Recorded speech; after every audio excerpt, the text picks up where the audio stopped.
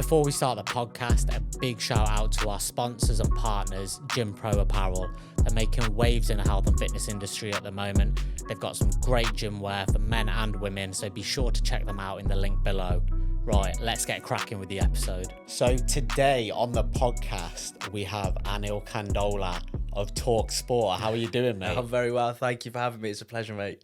Good stuff, good stuff. I'm looking forward to some good conversation today. Specifically, we're going to touch on boxing, some of the biggest fights that are coming up, that have happened in the last few weeks and months, and a bit of a football download as well as we get to the season running, right? But first, tell me a little bit and tell everyone a little bit about yourself and how you fell into the world of Talksport. Yeah, it's we were just talking, weren't we, before we hit record on the cameras. You know, it's crazy when you look back at how you've got to the point that you're at. You know, and I started off. I was at Royal Mail, so obviously I did a sports journalism degree. It was always something I wanted to do. Yeah, so even through school, I did media as one of my GCSEs. Obviously I did sport. Everyone does sport if they like a bit of football or whatever. But so I just combined my two loves initially, went into university. I thought, right, this is perfect for me. I really want to do this. Did the sports journalism degree. I actually had my final few months during COVID, so it was like a really weird, abrupt ending. And then obviously I got a job at Royal Mail sorting parcels out.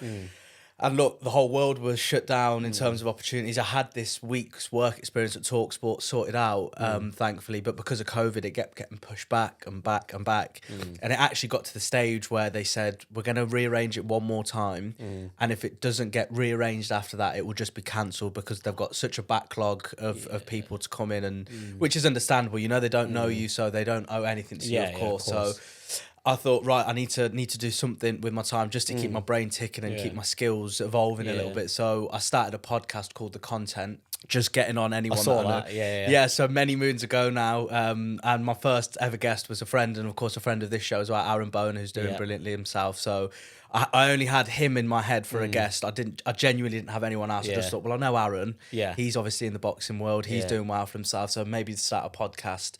Then one thing led to the other and just kept evolving, made some good contacts, had the week's work experience at Talksport, and then somehow managed to impress enough for them to offer me a role there. So yeah, started on the phones, answering. So obviously when a really annoyed fan rings up after their team loses, it's normally me ringing up because I'm Man United, but now I'm on the other side. So they ring up, hello, welcome to Talksport, what do you want to say?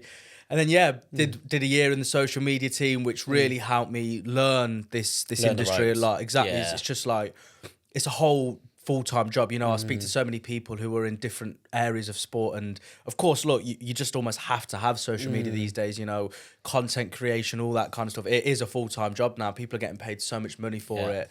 So it really helped me, you know, learn how the importance of that. And then I realised it wasn't quite for me, so I moved to the production side of things. So working on the shows, you know, working with all the talent and stuff like that, it's bonkers. And, you know, led to me going on air, doing all sorts of stuff, reporting from all over the place. So, you know, it's just crazy when you look back at it. It's felt like I've been there for 5 minutes.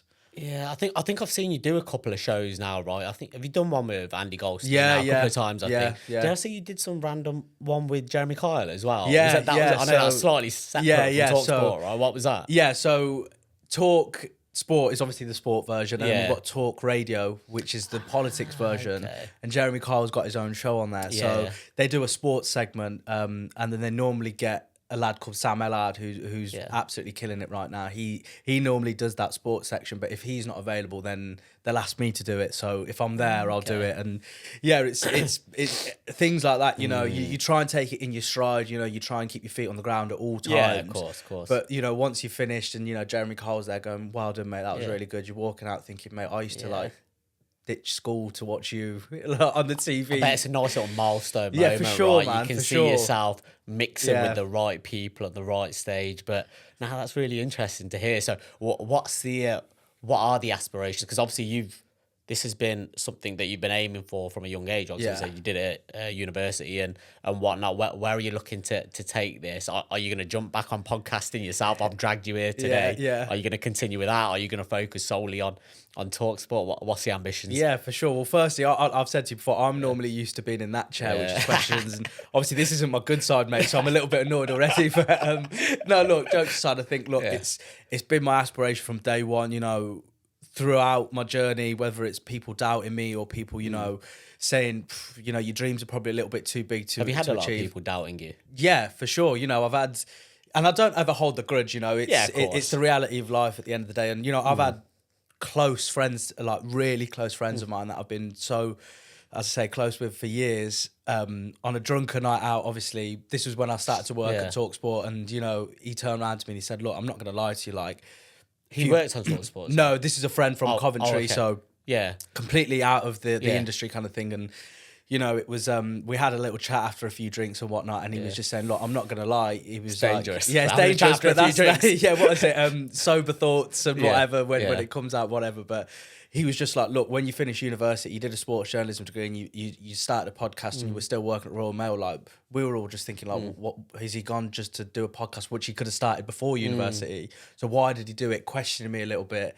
But you fast forward a few years. What did they think your intentions were for? I think what they were trying to say was, well, why didn't you get a job in that industry? You could have started the podcast, 3-4 years before you even did university.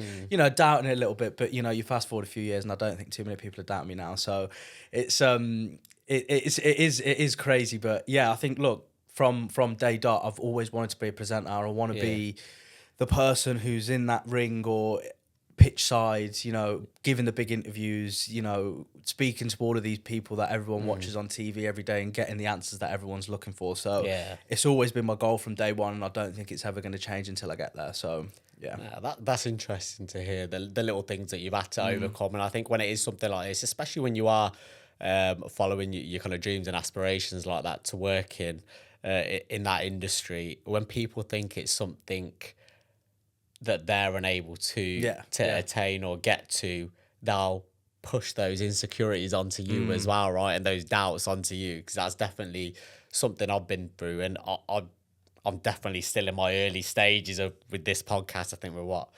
30-40 episodes in, but the amount of change that I've had to go through in my life, whether it be friends or whatever it may be, because I've definitely had a lot of people doubting me as well. But what would you say?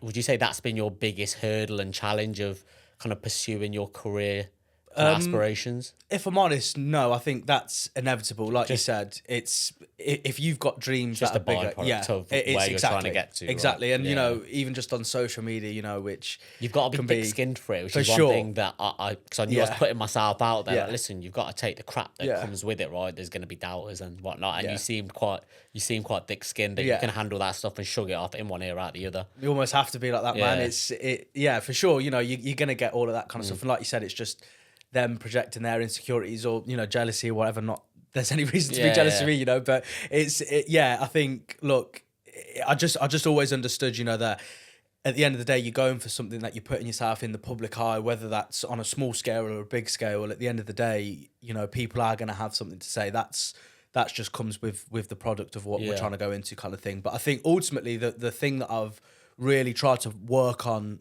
and I've probably struggled with a lot, is patience. We're especially myself. I'm delusional enough to think that I can host on Talksport. But you've got to be delusional, exactly, though, right? Exactly. From 7 a.m. to 7 p.m. You put me on for 12 hours, I can do it, no problem. But it is patience. It takes a lot of time to, as you've known from doing this podcast, to perfect your craft and to really not just create good content, but become the presenter or the interviewer that you want to become, So I think patience has been something that I've really tried to work on. But look, I just think to myself, just work your hardest, try your best, and then let God take care of the rest, Yeah, definitely. I think sometimes you have to be honest with yourself as well, that these things do take time. Like, it's one thing that I always mention to people is, and one thing that I was trying to remind myself of as well, is just taking, for example, Gary Neville, such a great pundit now. and he probably was at the beginning compared to a lot of people, but I don't know if you've seen Gary Neville's first. Yeah, I have. think He was sweating, wasn't he? Was it Mancini that he was Yeah, and he was interviewing? like, Gary Neville here. Do you know what? Like, it was hilarious in a way of like laughing at him, but just it's night and day growth, compared to how he is now and the growth that he's gone through. And I try and remind myself of that as well. And even from now, I'm only 40 episodes in, or yeah, about 40 odd episodes in, and from where I started, like honestly, even introducing the guest, like confidence when it came to talking didn't come naturally to me. So I'd be like literally shaking, nervous, and yeah, I wouldn't know how to introduce the guest or whatever it may be. But now you start to, it becomes the norm, right? The more you practice, sometimes you got to go into the uncomfort, right? For sure. You got to just push yourself over the edge a little bit. But yeah, all good things take time, right? Like you said, patience. Definitely. So what made you want to get into this kind of thing? Because it is, look, at the end of the day, it's a crazy industry. It's a lot of time that's being consumed. You're obviously a busy guy out of it. Look, see, this is what I mean. I'm naturally I like asking it. the I questions. like the back and It's a forth. conversation, Yeah. So Might have to switch these. half time we'll swap sides. But no, look, it's always interesting to me, because I think it's always good to be in a room with people who are like-minded or chasing similar goals to you. So why did you want to kind of start this journey? I think one thing for me was key. I wanted to grow. I wanted personal growth. I think I probably hit 30 years of age when it really started sinking into me that if you're going to do things and things which you really want to do, you have to do it now. And I was always maybe that type of person who would, even though I was disciplined through being a boxer when I was younger, playing for a football team, I had an element of discipline when it came to the physical side. But when it came to the mental side, I probably avoided certain things. And I think over time, I started realising I need to start pushing myself into discomfort, because I don't think personal growth ever happens without intentionally looking for some element of discomfort. And for me, the biggest element of discomfort was talking in public. I've always been an introvert. I've never been great in front of a camera or whatever it may be. But one thing that I've always been passionate about is health and fitness. Yeah. So I thought maybe I can merge the two. And I do like talking about health and fitness. And I thought, okay, let me pick something I'm passionate about and merge it with something that I've always historically tried to avoid. And I literally started in my living room with a close friend, literally just talking about mindset, the habits that we have because we grew up training together from a pretty young age. And it literally started in my living room with one camera. I think it might have started on my phone actually, and a couple of mics. And it just slowly started to snowball, and I started enjoying it as well. But for me, it was a case of getting out of my comfort zone was the key thing for starting the podcast. And now I've seen it getting a bit of traction. And most importantly, I'm enjoying it. Yeah, so I just want to continue with the consistency, be persistent with it, because I know a lot of people start podcasts thinking they'll go viral just like that. And again, for me, it's not a case of going viral. It's about making sure that I'm learning and the viewers are learning as well. And to be fair, I've learned a hell of a lot just through the discussions with even like talks to Aaron Bowen, who I know you know. You learn so many things off these people who are doing really well in their profession, whether it be an athlete, an entrepreneur, and you piece all those things together. For sure, it rubs off on you. Definitely, man. So if I could share that with everyone, it would be a great thing. So it's just snowballing, mate. Yeah. I'm just seeing how it goes. And again, I'm not getting ahead of myself either. Like you said, you got to stay grounded. I do have aspirations of where I want to take this podcast. But got to be patient as well, definitely, right? Man, like you 100%. Said. Yeah, so. For sure. No, it's good, man. I think that's ultimately what it is. I think if you're in it for the right reasons, I think, look, I just don't ever like anyone, not personally, but in terms of a personality trait of just chasing fame. I just want to be famous. I just want to do this because I just think, okay, that's fine, but what for? Like, because without going down that road, people can be famous for selling nude pictures, Yeah. So you can get famous in all sorts of ways. So it's about, I think, creating something that does touch other people. It's in not just in a way of being insightful or entertaining, but almost motivating other people to Yeah, chase whatever definitely. dreams that they've got, you know. So, yeah, I think that's the perfect way to be, man. Yeah, definitely. And that's what I always kind of reiterate to myself and to other people now as well, that if you do want growth and discipline, it's not going to come without intentional discomfort and looking for that discomfort and kind of strategic pressure on yourself as well, physically and mentally. And it does take time and it does take patience. But I think there was a statistic with podcasts that for many people, they don't even get to the 21st episode. And that's completely understandable because I Yeah. felt like quitting so many times. But I just have to kind of reiterate to myself, persistence, stick with it. sure. And doing it for the right reasons, like you said as well. Because I knew if I was doing this podcast for the wrong reasons, who I am as a person Yeah. from a principle perspective, Compromised, isn't it? exactly, it's a compromise on that. And I knew it would fall by the wayside if I did it for the wrong reasons. So, yeah. I think I'm doing it for the right reason. Yeah, for sure, so man. It's good. Let's see how it goes. But right, let's get into the juicy stuff. Yeah. And probably the biggest talking point at the moment, and I want to get your thoughts on it. So Connor Benn and Chris Eubank Jr. Yeah. Egggate.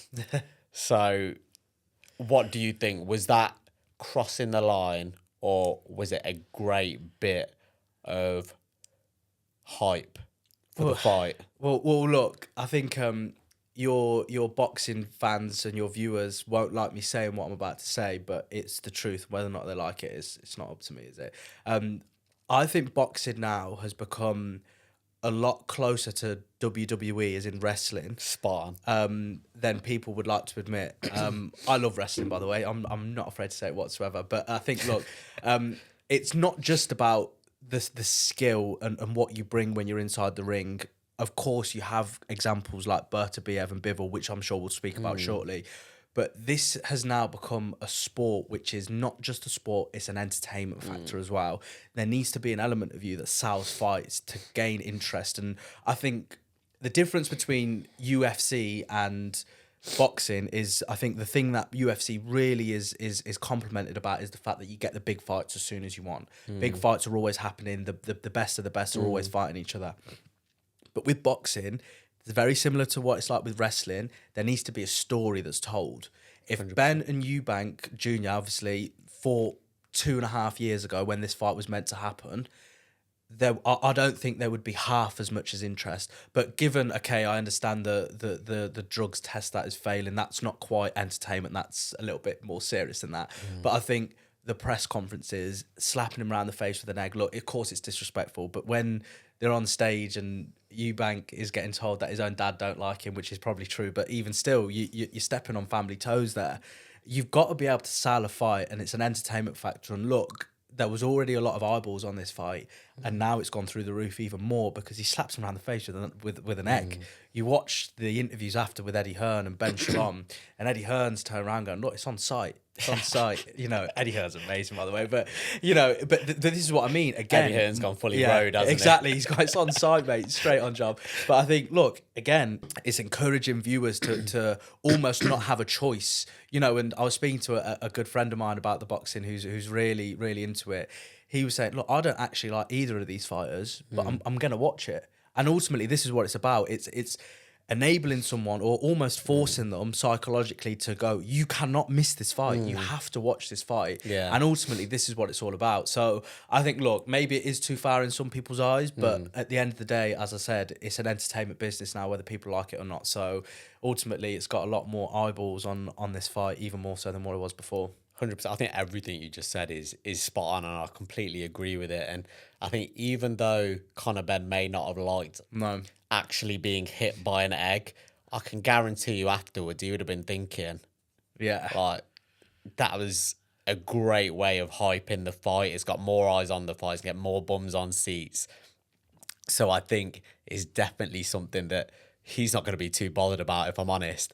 But I think at the start, before the kind of the drug testing stuff had happened, I could even tell, like, there shouldn't have really been any hatred between the two. Yeah. Obviously, their dads fought each other back in the day, but there was no real reason for them to have any hatred. And you could tell Connor Benn was trying to create that storyline and he seemed to be the more aggressive one towards Chris Eubank Jr., but there was no real reason behind it.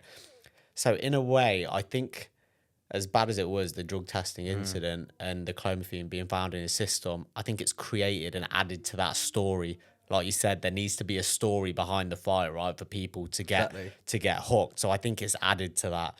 And then obviously with the Eggate incident as well, that's further kind of took it to another level as well. But yeah, it's so true now with boxing nowadays. I think being a talented boxer isn't enough.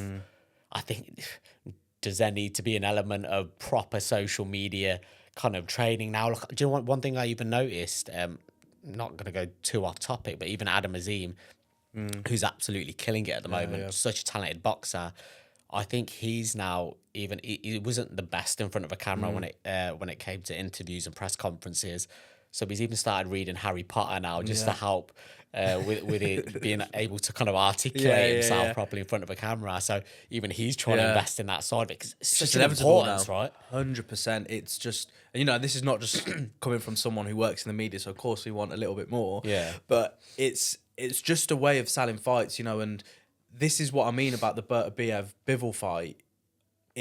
It makes that one so much more special because everything we've said right now, it didn't have any of that. There was no needle. It was just two men or two robots, as I like to call them, going into that ring with a mission on their mind. But look, unless you're a generational superstar, and look, we're talking about the upper echelons of fighters here, just to even be on a TV screen fighting and doing what you love, you've already made it to a certain degree.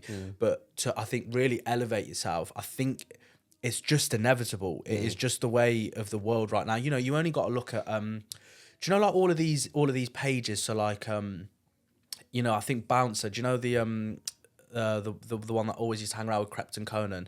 He started this boxing thing where people, if they've just got a bit of beef online, just normal people, he'll arrange them to have a boxing match. Is this similar to Misfits? Yeah, exactly like that. Yeah. It's obviously that's on a completely different scale. But I mean, just genuinely normal people who have got a bit of beef because of whatever, and then he goes, right, okay, contact me, we'll arrange it, and you can have a boxing match. And that just shows, look, even to the extent people don't care. Look, Misfits is the prime example. People don't really care about the ability as much as they care about the entertainment now. Yeah, it's so true. It shows, look, especially when it comes to boxing, it's a purist sport, right? It's a shame for the talented boxers, right? For sure. And look, maybe they'll fall by the wayside, but, with the investment of Saudi Arabia now, hopefully they're going to get the recognition they deserve financially and, of course, publicly. But you need it. Simple as that. You need the entertainment factor these days. So, yeah, I think, look, it's a winner for people like me in the media who are desperate for interviews, but also the fact that you want to sell these fights, and the best way to sell these fights is to stir the pot a little bit. Creating that story, right? Yeah. I've got a good question for you then. If these two fights were on the same day, which one would you watch? Bivol versus Beterbiev 3 or Chris Eubank Jr. versus Connor Benn? Well, look, I think the last 10 minutes is going to be an absolute waste because I'm going to go Beterbiev Bivol. Yeah. And the reason why, and look, this is why this fight has hooked me. Do you think casual fans would as well? But you know what? No, because even people who work at Talksport who are like, we all have our interests in different sports, whatever, there's 4 or 5 of us that absolutely love wrestling, and there's the rest of us going, you need to grow up and really get out of the house and get some fresh air, So, it's everyone's got their mix, and Beterbiev Bivol. So I was actually in the office for the fight because I was doing some work from the studio. Okay. We obviously had a team out in Saudi Arabia, but I was just doing stuff back at base kind of thing. And I was absorbed by this fight. I was watching it going, I just genuinely don't believe I will ever watch a better fight than that, And there was people coming in the next day going, oh, who won the boxing last night? And in my head, I'm thinking, how have you not watched this? How do you not even know who won this? Because it was just bonkers. But that was for me, an exception. But your question is bang on because I just do not think most people, the casual fans or the lesser fans of the people who don't watch boxing religiously would pick the Bivol Beterbiev fight, the trilogy, because that hasn't got the needle, that hasn't got the entertainment factor. But that fight, genuinely, look, we've had 24 rounds of that fight now. every single round has been a 12th round fight. A fight, you know, Yeah. every round has been like they're going all out here. They're standing in the middle of the ring.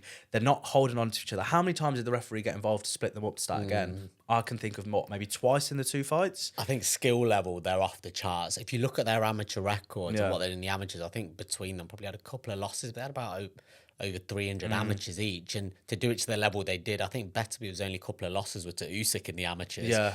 Wow. So you can tell, and I think he fought for a world title in like his 10th fight. So the pedigree of these 2 fighters, it's going to be so rare to get that again. And you're right, for the boxing purists, it's whether you're tempted to watch the Eubank Ben fight, you cannot not watch Yeah. Beterbiev versus Bivol.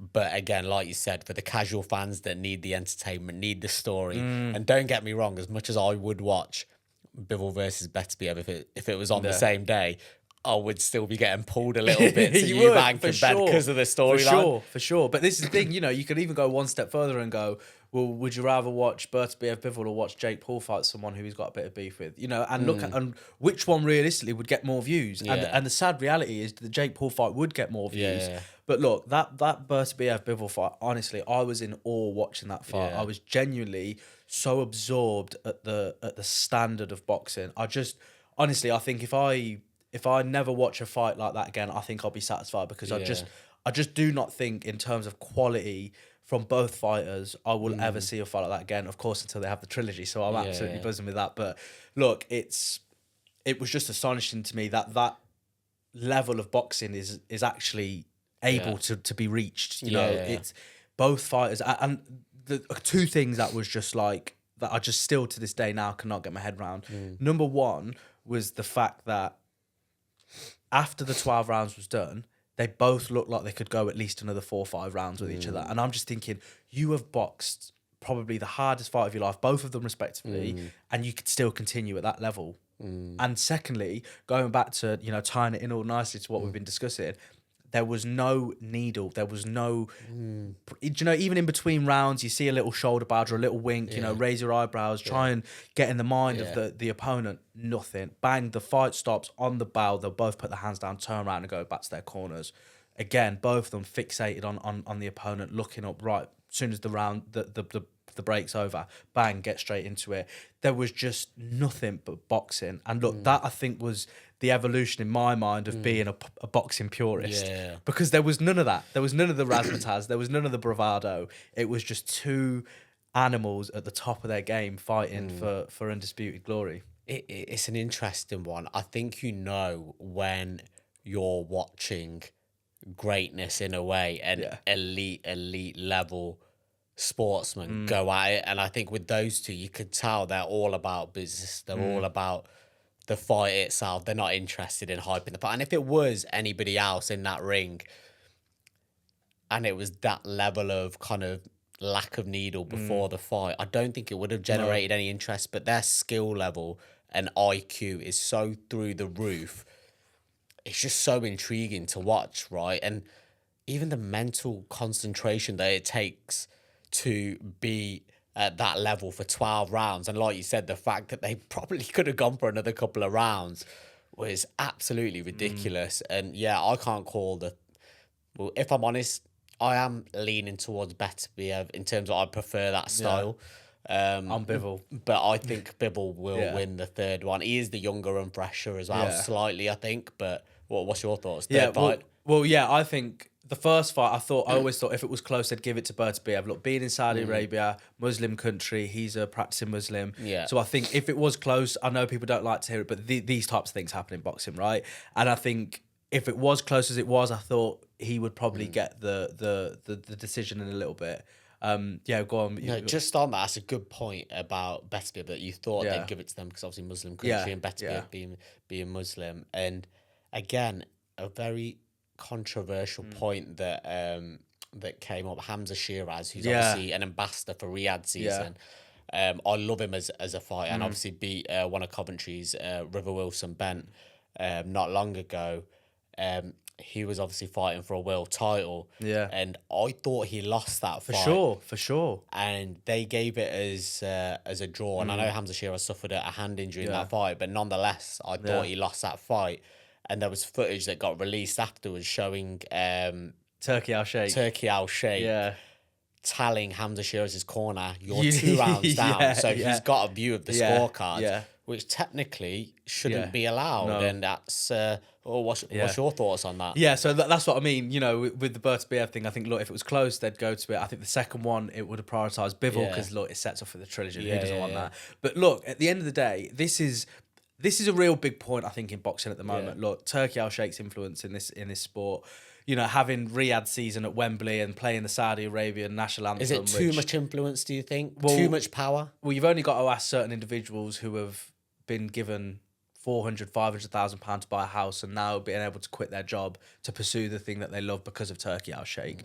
You can dissect and get into the politics of all of it, which of course, look, we could spend a whole podcast on that kind of stuff, right? But you look at the influence, you look at the type of fights he's putting on. Look, I understand Daniel Dubois pulled out of the fight very late notice, which was a bit strange to me. But look, that card was on another scale. It was called The Last Crescendo because look at the scale of fights that was on that card. Main event after main event, right? You know, you had Jilly Zhang on what, second or third on the card. He's a main event fighter, let's be honest. He can sell Even tickets. Buatsi Smith, which was at the bottom of the card. And by the way, I was watching that fight What and a I was fight, thinking, yeah. if this is what the rest of the fight's going to be like, I will not get any work done because Yeah. I'm so hooked on what's going on, right? Yeah. But look, at the end of the day, you know, it's all well and good for people like us to have an opinion, go, look, what he's doing is wrong. He's just trying to, you know, sports wash, which, you know, is by the by, in terms of what people's actual sort of definition of that is, right? You can tell that he's got a genuine interest in boxing. He's got a genuine, not just an interest, but I think he's got a genuine love. passion You know, and love for the exactly. sport, It's there, and you know, he's not just putting on these fights to make money because realistically, what does a sheikh need to do with money? You know, the thing he knows the fights that need to be made as well. Exactly. The ones that people thought weren't, like Crawford and Canelo. No one thought that was possible, and he's making it happen. So. Yeah, I guess that's where these little things, like with what happened with Hamza Shiraz, people are willing to for sure. But push it to exactly, the side a little bit, and right? it's like, you know, okay, it's one of them. But at the end of the day, Turkey Al Sheikh, he's not associated with any of these boxers in terms of being their promoters. He can have a genuine interest in what he wants to do. So ultimately, yeah, I think the draw was a joke of a decision. Let's be honest. He lost that fight quite comfortably, I think. So I was probably expecting it. It was a unanimous decision in my eyes, but then I thought probably being a split decision given the circumstances. But yeah, draw. He lives to fight another day, quite literally, because his record's still intact of being unbeaten. Yeah, so just about. it's one of them ones. But yeah, I think boxing is in an incredible place. I think my interest in the sport has always been there, but more of a casual fan. But look, whether or not we like it, I think the investment from Saudi Arabia has skyrocketed. Not just my personal interest in boxing, but the eyes on boxing. The fights are happening, but they're happening at the right time. Yeah, So without a doubt. And do you know what? It's a blood sport at the end of the day as well, right? And these fighters, they're going to want to get the most out of their careers and paid the most. It's a short career as well, so I completely understand it from that perspective as well. But swiftly moving on, because we've got a fair bit to get through in a short amount of time. For sure. And this is one that really interests me, which I don't think, again, I think will be a very close fight. Whittaker and Cameron 2. So a fight that I thought Whittaker and his team were going to stay well away from. And one thing that I don't think people have taken into account is Liam Cameron actually had a decent amateur pedigree. I think he'd won a couple of ABA titles. And if you can win ABA titles, you definitely got some level of credibility in the bank there. And obviously I know he's had his ups and downs with his mental health, obviously when he's turned professional, which is probably what had held him back a little bit. But now that he seems on the straight and narrow, and the way that you could see he wasn't phased in the first fight, and the way that it went, do you think, and obviously I don't know if you've seen the press conferences for the second fight, do you think Ben Whittaker has been well and truly humbled now? And how tough of a fight do you think the rematch is going to be? Oof, this one is a really, really fascinating situation because look, Ben Whittaker's obviously a friend of Talksport. He comes in not regularly, but he's been in a few times. And look, I saw him, you know, walking through the office. It was before that fight. I think it was just after he won one of them, and obviously he was doing the show about it. They both came in lately, right? Yeah. So I'll get onto that in a minute, right? But so when he came in, it was while he was doing the showboating. I think he went on Drive, so Goldstein and Bentley's show. Yeah. And he was just, you know, working the camera, the way that he was working the audience when he was in the ring, you know, there was a confidence, dare I say it, there was almost an aura about him going, look, I know I'm the next big thing. The time he came in most recently when both of them were in, there was a different look about him. There was no smiley, you know, bubbly kind of person. There was like this, he knew there's a job on the table here that he needs to get through. I think, look, this is ultimately, again, what we've been speaking about for such a long time in this podcast now is the entertainment factor. I genuinely call it the Ben Whittaker tactic. It's being able to say, look, he's so early on in his career. You know, you look at someone like Aaron Bowen, who's probably in terms of the amount of fights they've had, they're at a very similar stage. But Ben Whittaker's been spoken about on a global scale already because of the way he sells his fights, not just what he does in the ring with the showboating and the, you know, the comparisons with Prince and all that kind of stuff, but it's the way he's able to sell his fights and articulate himself in a way that people go, okay, we either love him or we hate him so much we have to watch his fight because we want to watch him get knocked out. So either way, he doesn't care. Watch my fight, pay me 20 quid and you can watch my fight, right? So I think it surprised him. I really don't think, you know, that he likes the phrase Ben Whittaker. The fact that, you know, a lot of people are claiming that he threw the fight because he was struggling in the fight. It's hard for me to say, you know. I think he was possibly within his rights to do what he did. Yeah. But I think he saw an opportunity and he took it. I think he could have carried on. Yeah. And look, at the end of the day, I think, like you said, it probably would have made sense from someone who's caring about his career to go, look, we'll avoid this fight. But it will have always been a blotch on his record. It would have been, yeah. Before he's realised it, I know, of course, it sounds a bit stupid, but in a way, I genuinely think this is more important for him than a world title fight would be. Yeah. Because this is not just about him getting a win or righting his wrongs. This is about his credibility. Yeah. And the credibility will long last your title fight. So it's a big one for him. 100%. And I think in a way, he must have to say to himself, if he wants to get to where he wants to get to, which is world title level, he does need to be able to beat fighters like Liam Cameron, right? So there's probably no point in really him avoiding him. It's probably better to face him now, because if you can't get through him, then there's no point in him getting. And you know, I think Aaron Bowen actually said that to me, funnily enough, because I think there was a guy they were trying to put him in with, who I think his trainer was a little bit cautious of, but Aaron was like, listen, if I can't beat him, then what does that say about my future prospects, really? So I need to be beating people like that now. And Ben Whittaker should really be beating people like Liam Cameron, even though Liam Cameron is a good, credible opponent. For where Ben Whittaker wants to get to, he needs to be beating him at this stage of his career.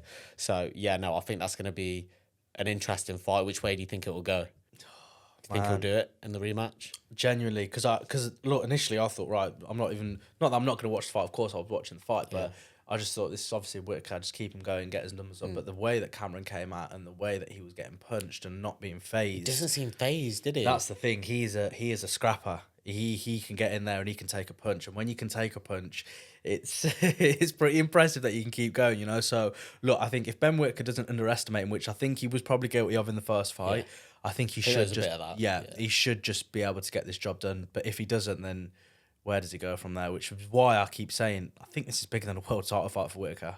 I think if this fight goes the distance, I think Liam Cameron will get to him. I think if it gets past 6 rounds, I think Liam Cameron will get to him. I think if Ben Whittaker beats him, he needs to stop him in the first 6 rounds, because I feel like Liam Cameron will get to him as the fight goes on. And like you said, I think there's a key thing there that he's not phased at all. No. He's got nothing to lose, and that's what they say, isn't it? You never mess with someone who's got nothing to lose. So exactly. So, but also it could go either way. Like now, Liam Cameron, he's had the fame. He's obviously getting the big paydays now. Is that grit and nastiness? Is that still going to be there in that second fight? We'll see. But I think Whittaker's definitely been humbled from. And I watched the interview on Talksport. The demeanor was so different from how it was before. You could tell, and I think Cameron said it to him. He's like, "Oh, there's no jokes and piss taking now, like taking the piss out of his appearance and these type of things." Like, it was a much more respectful Ben Whittaker. But in some ways, I feel like he shouldn't have been. I feel like in that interview, we should have carried on how he was. But if he was that confident, I feel like now the humbleness has come out of knowing, shit, I'm in the deep end here, and this is a serious fight, and I've got, like you said, I got to be switched on. But And I think that should give Liam Cameron some encouragement for that he's sure. got to him now. So Changed him already, yeah. it'll be an interesting fight. But no, let's swiftly move on now to a bit of football chat. You sure? We don't have to if you don't want to, mate. We do, mate. Especially now that I found out you're a Man United fan, we're definitely going to delve into the footy chat, and especially with me being a Leeds United fan. Not too far off, to be honest. It's probably only about 6 spots, really, between Man United and Leeds at the Yeah, I moment. don't think it is much. Do you know what? I actually said this to somebody the other day. Obviously, I watched Man United's last couple of games. For once, I actually feel confident that if Leeds played Man United now, that we might actually get a result. Even though when we were in the Premier League, we didn't get a result against you guys. But what's your thoughts on what's going on at Man United at the moment? Because there's a lot to discuss, I think, whether it be squad quality, the culture at the club, the finances. But it only seems to be getting worse and worse with no end in sight. But to start off with, what's your thoughts on all the cost-cutting measures that have been going on at the moment? And it must be creating some real bad feeling and a bad kind of aura around the club. What's your thoughts on it? For sure. I don't remember the last time I went to Old Trafford. Yeah. Because I think to myself, you gear yourself up, you think to yourself, right, it's going to be a great day, watch some good football, and then, look, I'll leave Manchester and I'll feel happy, right? Haven't been in so long. Look, I think the first thing to say is, look, the mess that the Glazers have made at that club, the owners of the football club, is clear to see, right? They are leeches and then some when it comes to Where financially. does the mess come from, though? Is it through them having a lack of structure? Yeah, so ultimately where the mess has come from is the fact that I think when they first took over the club in 2005, they essentially borrowed all of the money to acquire the club. And obviously, look, that comes with debt, right? And instead of paying off that debt, they've allowed it to increase over this amount of time. And all of the money that the club's making from being a global brand, of course, the Sir Alex Ferguson years where they're winning so many trophies, instead of actually paying off them debts, they've allowed them debts to increase and basically just pocketing all of the money. Well, all of the money that was spent on players and stuff like that, it was just generated from the club. So on one hand, you think, okay, well, I can understand why they would do that from a business point of view, but at the end of the day, football is a completely different beast when it comes to business, right? So as owners, you need to be invested, not just financially, but emotionally. I think both of them have been missing since day dot. 100%. And then we move on to Ineos, so Sir Jim Ratcliffe, and they've come in. I feel like they've made it worse. Oh, for sure, for sure. And look, I've been very vocal and very strong on my ex account on Twitter, whatever you call it these days, about Ineos. And a lot of people say, well, why are you not directing your focus on the Glazers and all of this kind of stuff? Well, there's one big reason why I don't always go on about the Glazers. Look, the Glazers are there. It's very clear to see that they've been the problem since day one. It doesn't really need to take a genius to work out the fact that they've been such a detriment to the club. I think the big thing that has really irked me about Ineos and Sir Jim Ratcliffe in particular is Sir Jim Ratcliffe came in when he was expressing his interest in acquiring even just a small part of Manchester United. It was, I'm a lifelong Manchester United fan. I want to put the Manchester back into Manchester United. Yeah. Okay? Cloying, bit cringy, we'll go with it, right? Whatever. That was my first red flag, even before he was successful in getting what he wanted. He's now got what he wanted, right? And now you look at it and you think to yourself, is putting the Manchester back into Manchester United, sacking the hard-working, working-class people at the club, making so many cost-cutting measures, taking off people's Christmas bonuses and changing £100 end-of-year bonus to a £30 M&S voucher, right? Taking away the steward of the week. So obviously there's so many stewards around Old Trafford, right? They used to go, the one who's worked the best, who's done the best, they get a little bonus, small bonus. Got rid of that. This is not putting Manchester back into Manchester United. Manchester is a working class city. This is a club that's meant to be generating loads of jobs, not taking away them jobs. And for someone to come in and go, I'm putting the Manchester back into Manchester United and taking away from the working class, not only that, and then charging the working class even more. If you want to take your kids to Old Trafford, your ticket and your child's ticket are the same price at £66. How can a 5-year-old and a 55-year-old spend the same amount of money on a ticket? It's ridiculous. This is not putting Manchester back into Manchester United. And look, what's the old saying that the fish starts to rot from the head and then goes down, right? So that's the same when it comes to Manchester United. It's such a mess. I feel so dejected from my club, and it's so sad. You look at someone, I'm fortunate enough to be old enough to have seen the glory days of Manchester United, or at least part of them. You look at all these young Man United fans now. You know, I know a couple of Man United fans who are 9 and 6 respectively. Right, Yeah. they're both brothers. Support Man United because of their dad. Why do you support Man United, by the way? Well, this is actually quite Go on, funny. let's hear the story. Well, honestly, genuinely, I was 5, 6 years old.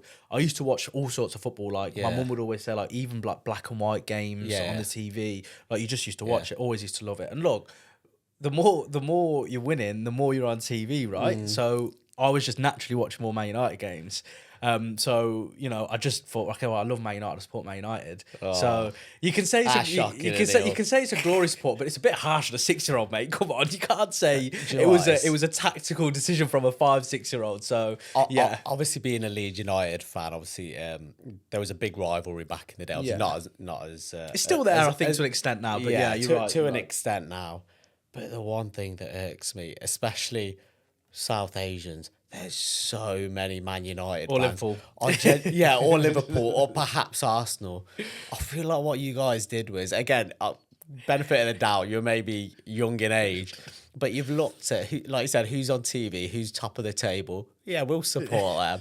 And then over the years, obviously, been winning. And I think even when it was the Mourinho era or the Vanguard, and you were maybe getting top 4, but you weren't challenging, I think a lot of the Man United fans were really like dejected. They thought you were going through real turbulence. And I was like, is this how entitled Man United fans are, that they think this is turbulence? I was like, try going down to League One as a Leeds United fan. So I think Man United fans could do with a little bit of misery.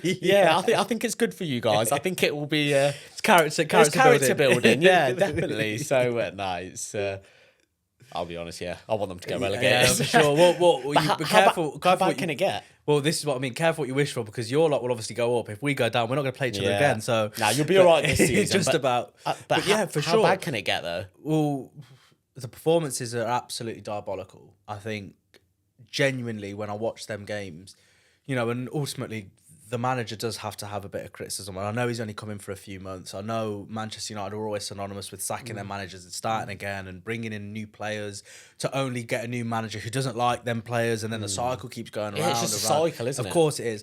But that cycle doesn't mean that the person who's in charge now is immune from criticism. Don't tell me you want Man United to get rid of Amarim. No, look, I'm not saying, look, get him out. I'm not going to give you your title for your podcast, mate. Hammer him out already. But look, I think you've got to have, and this is what really annoys me, especially about Man United fans, is there's no grey area, there's no nuance. It's either black or white. It's either you're a diehard Man United fan, so you've got to back the manager till he dies, or you hate Man United, so that's why you want him out. No, I love Man United, but Amarim deserves a bit of criticism. Look, he's been in the job now 4 months. They were 13th when he took over. They're 15th now. They're not in the FA Cup anymore. They lost to Fulham at the weekend. They're not obviously in the League Cup because they were knocked out of that as well. They're in the Europa League. They've got Real Sociedad, which is not going to be an easy game. If he loses that, they're out of all competitions. The league's over as well. So you cannot be immune from criticism if that's the situation, right? The formation obviously has a lot of questions about it, right? Is it working? Is it suited to the players? I'm not quite sure about the suit to the players narrative because the players are garbage. But there needs to be some form of improvement, right? You look at someone like David Moyes who's come back in at Everton. Within 2 months, bang, they're way away. And it's not a great squad, to be honest, that he's got. You can't tell me that Everton's squad's better than Man United squad. So I'm not expecting Amarim to take Manchester United to the top of the league within 3 weeks. But there needs to be a form of improvement, right? I think you say that, though, that the squad at Man United is better. And I think on paper, you could say that. But in reality, that's fair. You look at players like Xerxes and Højlund. Xerxes, I think, is a terrible player for the Premier League. I think if there's one thing you need as a player for the Premier League and you're coming from abroad, it's athleticism and it's physical aggression. And I think Xerxes' athleticism is severely lacking. Maybe potentially the same for Højlund. I know Højlund's still a young striker as well. But obviously the signings that you're making, like Anthony, even Dorgu, the left back. I know I've asked a few Man United fans, what do you think of him? Like, he's all right. But all right, you spent 30 million on him. He should be absolutely sensational for 30 million for a left back. In January as well. So exactly. So I feel like signing-wise, there's a lot to be desired, I think. Of course. Well, what isn't to be desired at Manchester United? You know, it's everything about the club is rotten. You don't enjoy match days. The fans are being the ones ultimately punished, not just with what they're watching each and every week, is how much they're being charged to go watch the football. You know, I'd understand paying £66 to go watch a team that are actually half decent, but watching that team for £66, I probably wouldn't pay £6.60 at this moment in time to go watch it. So it's an absolute mess. It's really difficult to see how they're going to get out of it. But as I've said on my Twitter account, as I've said on Talksport before, the only way that Manchester United will get out of this mess is a full sale of the club. Brand new owners with genuine intention, not just financially, to make this club great again, without going too Donald Trump on you, you know. But look, it's such a mess. But ultimately, I think fans like yourself of Leeds supporters can enjoy it for a little bit longer because it's not getting any better anytime soon. Do you know what? It does help every weekend when I see when I see the Man United result. But yeah, let's see how they go to the end of the season, and I think next season is going to be crucial, especially the summer and the signings they make, and can they offload any players and get any of their money back? Because there's going to be some significant losses there, but we'll see. If you haven't got any hope, you haven't got anything in life, mate. So there we go. Exactly, mate. Right, the next topic, and one which I feel is a bit of a shame because everyone loves a good end of season title race, but it seems to be that Liverpool have pretty much getting things wrapped up now. But with Arsenal, have they been masters of their own demise? Why would they not? One, I feel like they should have signed another striker in the summer. Why did they not get one in January? Even, of course, they're not going to have someone that exactly fits the profile of what they want.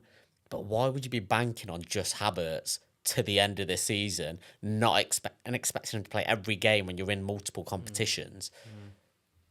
Are they masters of their own demise, Arsenal? Well, look, I think before we get into this, I think it's very good that you're not an Arsenal fan for this conversation, because every time I seem to speak to an Arsenal fan, they find it offensive. They don't like what I'm going to say, but ultimately it's the truth. Can't wait for this. It's their own fault completely. The fact that they were delusional enough to think that they were going to win anything with Havertz up front is their own problem ultimately. They signed Gabriel Jesus. They thought, right, he would be the answer. Turns out he wasn't the answer. You sign Kai Havertz. Turns out obviously he's not the answer for a number 9. And this notion that they genuinely tried to get someone in January, for me, is garbage. I think it was all about optics. They put in a late bid for Ollie Watkins, didn't they? I think it was on the eve of a really important Champions League game for Aston Villa. Clearly, you're not going to get Ollie Watkins. Yeah. So I just think they were doing that to say to the fans, look, well, you can't say we didn't try. We tried to get one of the Premier League's better strikers by signing Ollie Watkins. But why wouldn't they, though? In terms of what? Why wouldn't they get him? Why wouldn't they bring in a striker? No, not specifically Ollie Watkins. Yeah, but why wouldn't they? Well, because ultimately, it seems as if they're very relaxed about the situation. They don't have any pressure, it seems, on Mikel Arteta. So they're going, right, okay, if you're not going to get him now, we'll give you the summer where I think they're linked with Benjamin Šeško. He's a really good player, but ultimately he's not going to be a good player for Arsenal now, is he? Because he's not there. So it's fine. But I think Arsenal fans need to be really careful with the way that they look at Mikel Arteta. Look, you see very extreme fans like on AFTV, which I absolutely love. I only watch when Arsenal lose because it's box office. But your love and your emotion and your sentimentality towards someone can always cloud your judgment. Man United, prime example with Solskjaer. I was never a fan of Solskjaer. Well, I was a fan of Solskjaer, but ultimately there came a time a lot earlier than a lot of Man United fans where I thought he has to go.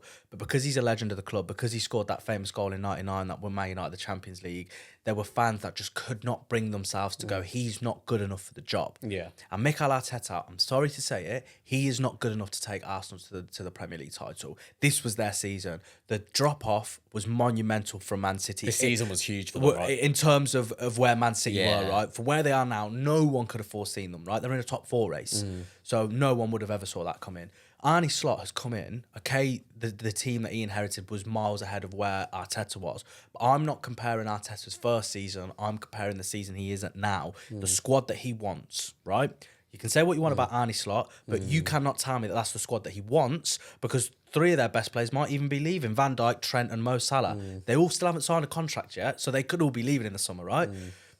You cannot allow a new manager to come in and overtake you within the space of a season. The same what I was saying about David Moyes and Amorim at the end of the table. It's unacceptable for someone to come in and make such a difference before you've got your ducks in a row. It's completely unacceptable. And I just look at Arteta and I think to myself, he is so fortunate that the Arsenal fans love him so much that he's not going to really feel the heat. But you're telling me, look, Eric Ten Hag's out of a job at the moment, right? He's more successful than Mikel Arteta. He's got 2 trophies in the bag. Arteta's got one. And funnily enough, that one trophy was with a squad that wasn't even his because he won it in the first 6 months he was there. Yeah. So they were none of his players. So now that he's spent all of these millions, hundreds of millions of pounds, they're yet to deliver a title besides a community shield. Well, if you want to count on that as a trophy, feel free and fill your boots. But ultimately, it's not good enough. And as a rival fan, I know Man United and Arsenal are slightly far apart at the moment. But look, if you're happy with second place and just being part of it, fill your boots. Because as a Man United fan, I would not be happy with that, even though we're 15th. Yeah, I think obviously there've been a few seasons where again they're trying to get themselves back in the title race and in contention, right? But yeah, how many seasons is it now that Arteta's been there? Has it been about 5? 5 full seasons, I think. So I think he took over in mid-season, didn't he? So Yeah, it's again, I don't know whether there's questions that need to be raised over the signings. Again, Havertz, I don't know why they did particularly sign him. Because I know Odegaard's the main. Yeah.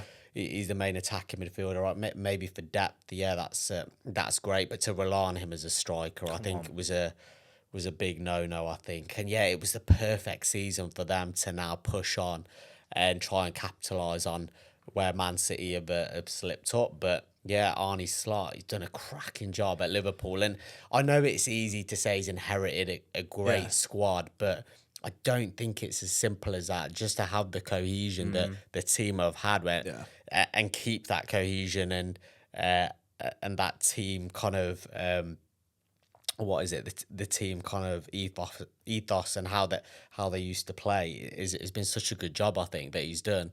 So no, of course he's done a good job. I think they're very different to what they were under Jurgen Klopp. It's not the heavy metal style of football, all out attack. It's a lot more controlled. Better than Klopp, do you think? No. No. In terms of the peak of Klopp Yeah. at Liverpool, Firmino, Mane, Salah, that team is just frightening. Yeah. So I think, look, Arne Slot has done a good job. I think he's obviously been helped out a lot of the fact that all the teams have been slacking. I don't actually think that Liverpool are at this top elite level where they're looking as if they're going to just absolutely walk the park with everyone. I just think they're efficient. I think they've got the job done. They're looking at teams, even when they go a goal behind, they're relaxed. There's no pressure on them. They go, right, let's just play our football. We've got enough talent and ability in the front three, especially to win games. So look, hats off to them. I'm just really upset the fact that they will win now 20 league titles, which is the same as Man United. So yeah, hopefully next season Man United can pull off a miracle and win one. It'll be 21 to Man United rather than 20. But yeah, all congrats to Liverpool. Begrudgingly, I say that with my teeth. So do you think it's wrapped up then? Done, Titles mate, have- done. I genuinely think this is the poorest Premier League that we've maybe has ever been. had. Not just because I'm saying it. You know, I've got a really negative outlook on football because Man United are crap. I just think. Why though? Is it because of the the financial restrictions, FFP? Is it overload of games? What do you think? Yeah, I think it's a combination of everything. But ultimately, when you've got a Premier League title, which we're in March now, when the title's wrapped up and the bottom three, and besides a miracle, they're all going to go down anyway. And they're the 3 that came up from last season. So when you've got a league like this, it's just a bit like, come on, like, where's Is the it fair entertainment factor? competition, basically? I think it's very difficult for the championship teams. Look, you guys will find out next year how difficult it is. But I think it's there is an issue there that the fact that the championship teams, at least it seems, at least 2 of them a season keep going back down. You know, yo-yo clubs, if you like. So there is a problem there. But look, at the end of the day, as long as them spots are being filled by the teams and not Man United, I think we'll be all right for this season. But yeah, we'll see. But yeah, like I said, just think there is a bit of offness, if that makes sense, when it comes to the Premier League at the moment. But yeah, and just going back to Man United, because I know we came to a bit of an abrupt end. The financial restrictions, obviously, they've spent a hell of a lot of money. And funnily, I think the only money they've made on a transfer in the past couple of years was on Dan James to Leeds. Yeah. I think so he was typical for us. Yeah, I think he was the 4th highest sale Man United have had. Was he? Yeah, and you think of the size of Manchester United. I think he might have been, the 4th at the time. I think something like that. So there you go. I just think that was bonkers, isn't purely down to Bielsa's obsession with Dan James and He hasn't been too bad for you, though. Do you know what? He's been fantastic. Yeah. His past, even last season when we didn't get promoted, he was great, and he came on as a sub in the Championship final. Yeah. A playoff final. Yeah. Best player on the pitch for 25 minutes, running. I think he hit the bar as Yeah, well. he He should did, have started the game, but this season, he's probably a contender for player of the season. He's been that good. I think he's hit something like 10 goals, 8 assists or something. But yeah, he's doing phenomenal. And he's probably first name on the team sheet, to be honest. But yeah, just talking about those financial restrictions. So Man United have spent a hell of a lot of money, like 80 million on Anthony. Obviously, just spent money on Dorgu, Hoyland, Xerxes, Casemiro, Maguire, 85 Maguire. million. Let's say you sell. He's having a decent Yeah. season now. Yeah, He's at Real no, Betis. typical, isn't it? Same for Rashford, but obviously Rashford will be purely profit if Yeah. you do manage to sell him. But for the other players, if you can't offload them and get that money back, or even half of that money back, you're not going to have a big budget in the summer, right? You have to be very careful how you do your business. And is there a real threat of relegation next year, do you think? No. I just think that. I know it sounds stupid. I know it maybe sound entitled, but Man United are just too big to go down. I know it's a reality of the fact that I'm going to clip this up if you get relegated next year. Yeah, I'll quit my job then. I'll be hiding. But no, look, I just think they'll understand the eyeballs that are on there. If they're struggling, I think from the start of next year, I think Amrin will keep his job. Yeah. I think he will get the start of this next season the same way Eric Ten Hag did. A lot of heat on him last season. I think after the summer, I still don't think that they're going to sign that many players. I think the financial garbage will come out again, that they haven't got any money to sign anyone and all that kind of stuff. But you know what I did see, sorry to interrupt, Yeah. that when Ten Hag got offered a new contract, obviously 9-10 games in, sacked him, pay him 10 mil. Yeah. Like, who's making these crazy decisions? Even with Dan Ashworth. That's the most ridiculous one. As well, like, I don't understand who's making these decisions, especially the Ten Hag with the new contract offer. You're already in two minds whether he's going to stay on or not. Why would you then offer him a new longer term contract to sack him only 9 or 10 games in? Like, it doesn't make sense. Because they don't know what they're doing, mate. Honestly, they genuinely do not know what they're doing. I tweeted it the other day. Ineos, who are in charge of the football operations, that's what we're being told. They just do not have a clue how to run a football club. It's as simple I think as that. they're probably coming at it with, obviously they must know what Jim Ratcliffe must know what he's doing from a business mindset. Yeah. But I think when it comes to the football Like side I of said, things, different beast. Completely different beast. And then just talking on the player front and the quality, and quite a few people. You're really trying to get a clip out of me, right? I really do. Do you know what? At the minute, as a Leeds United fan, it's just so nice to see Man United struggling. It's just it's a great watch. But one player I did want to talk about, and I know it's high on the agenda in terms of it's a big talking point for Man United. Bruno Fernandes. Yeah. One, is he captain material? Two, is he as good as everybody thinks he is? And one player that, as a Leeds United fan, I shouldn't be saying this, but one of the players that I absolutely love, that I always looked up to when I was younger, was Roy Keane. I love his mentality. I love the way that he played. And he said, you can have all the talent in the world. If you're not pressing, if you're not genuinely chasing players down like you want the ball, you're doing the absolute pure basics, it doesn't matter. And he set standards in that Man United team that have a kind of a ripple-on effect, that those standards are set through action and through the way that you play the game. And I think those standards every season have gradually come down at Man United. And I see Bruno Fernandes as someone that when the going's good, he's a great player to have in your team. And I know that he scored a couple of goals to get Man United back into it lately. But I've seen too many times with him, as an outsider, correct me if I'm wrong, when things aren't going great, instead of really rallying the team and picking them up, he's somebody to throw his arms in the air a little bit. But do you think I'm wrong there, or No, I think if anything, you've actually been quite humble with what you've said there about Fernandes. Yeah, I think, look, there's a lot of different facets to this Bruno Fernandes discussion, right? But I'm firmly in the camp of Roy Keane. If there's anyone who's qualified enough to talk about a midfield Manchester United captain and how they should behave, it's Roy Keane. He's the greatest captain in Premier League history, so I think he knows what he's talking about. And people might say, oh, it's a different time, it's a different era. No. A leader, whether it's 50 years ago, 10 years ago, now, or in 10 years' time, a leader's a leader. And a leader leads by example. And when you've got a player throwing his arm around in the air, acting for fouls and all this kind of stuff, and people are saying, no, he's been the shining light for Manchester United. Well, my question to them is, why has no one took sort of appreciation in terms of what he's doing in regards to copying his actions? Why is no one following the footsteps of him? If he's the one who's setting the bar, name me one other player that's looked at Fernandes and gone, right, well, that's how I want to I want to behave. And you can turn around and you can say, well, that's on them. But you're the captain. You're the one, as you've just said, when the going gets tough, this person is the one that rallies the troops and says, this is how we behave. This is how we conduct ourselves on a pitch. And this is what we do. I'm not saying Bruno Fernandes is a bad player. He's a very good player. but to be the Manchester United Talent captain alone is not good enough. It's not good enough, and it's the exact same what Roy Keane was saying, you know, and people want to jump up about it and say, well, you know, he's just digging him out. Why dig Fernandes out over all the other players? Of course,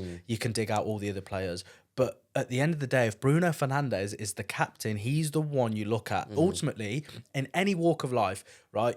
From the playing staff, he's the manager. That's what you got to look at. I know his title's not the manager, but he's the one who's above everyone else in terms of the leadership and responsibility. You walk into any workplace, if an incident happens, if something goes wrong, who's the first person with their head on the chopping block? It's the manager. So he, in terms of being the leader, he needs to take a lot of responsibility for what's going on. And people are going to turn around and say, look, you know, he's popping up with these goals. Where would Manchester United be without his goals and all that kind of stuff? Okay, I understand that.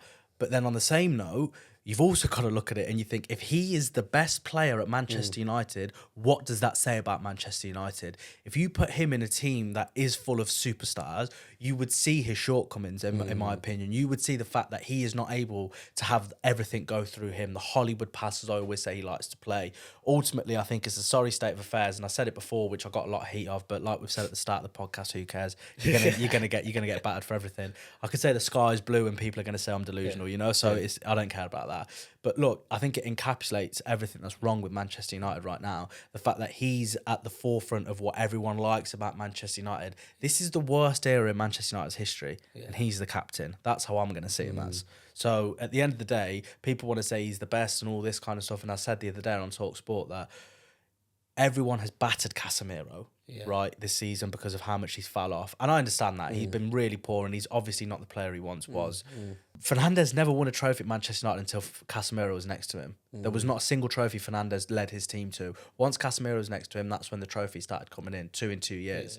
So ultimately, who's the real leader in that situation? Look how we look at Casemiro. So I want the same energy for Fernandes. Do you think there's someone better suited to the captaincy at Man United?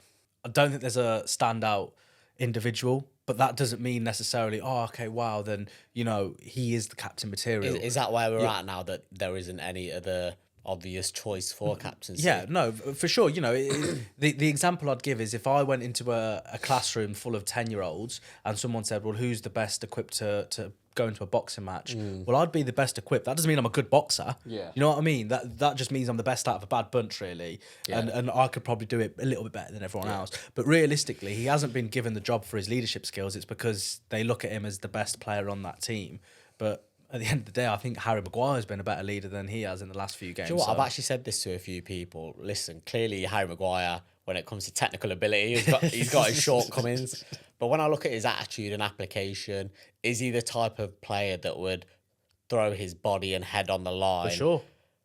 For the club? He would. And for me, that's a very important part of being the captain. You know, somebody's going to treat a game like you're going into war and they'll put their body on the line. And I think you know that Harry Maguire would do that. And I feel like when it comes to Bruno Fernandes, in certain instances, he would very subtly try and hide. And like I said, when the going gets tough, I feel like he's somebody that would do that. But let's see how the season wraps up and let's see who's got captaincy next year. But we're running out of time. We've only got a couple of minutes left. Let's finish on who's going to get the top four, or say the final two places for the top four. Obviously, Liverpool and Arsenal are clearly going to be top two. Who's going to get third and fourth? I think it will be Man City, and I think Nottingham Forest will do it. Think Nottingham Forest will do it? I think Nottingham Forest will do it. I just think they've shown a level of consistency. They've got an incredible team. It's such a throwback of a team, you know, in an era where we were talking about, you know, Barclaysman, you know, that hashtag where you just look at all of these players who were like cult heroes. Someone like Chris Wood up front. Wow, they've got wingers that are traditional, pacey, direct. I think it'd be a breath of fresh air to have Forest there. And how amazing would it be? Elanga's a good player, isn't he? For sure, yeah. And I wonder where he came from. Brilliant, nice one, mate. But yeah, look, at the end of the day, they're class. I love to watch them, and I just think it'd be amazing to see Kylian Mbappe in the Nottingham Forest changing room, ready for a game under the lights at the Champions League. So I'm rooting for them, to be honest. I wanted them to win the league because I think that would have been okay for me not to watch Liverpool or Arsenal win the league or Man City. So, but yeah, I think they're top four. I think they'll get it. I think they will. So Arsenal, Liverpool, obviously not in that order. Forest and Man City. think that's Good all. stuff. Yeah, I think everyone loves an underdog story, right? Yeah. Especially when Leicester win the league. And if anyone can break the mold and break into that top four and mix things up a little bit, I think anybody, and the neutral fan will be all for that as well. So yeah, no, that's good stuff. But we are out of time, Anil. Appreciate you coming on the podcast. Pleasure, of course. Take some time away from Talksport. It's much appreciated to get your insight and your football analysis on the podcast. So much appreciated, mate. And thank you for watching, guys. I hope you enjoyed the podcast. I hope you enjoyed the back and forth, the analysis, and thank you for watching. And see you soon.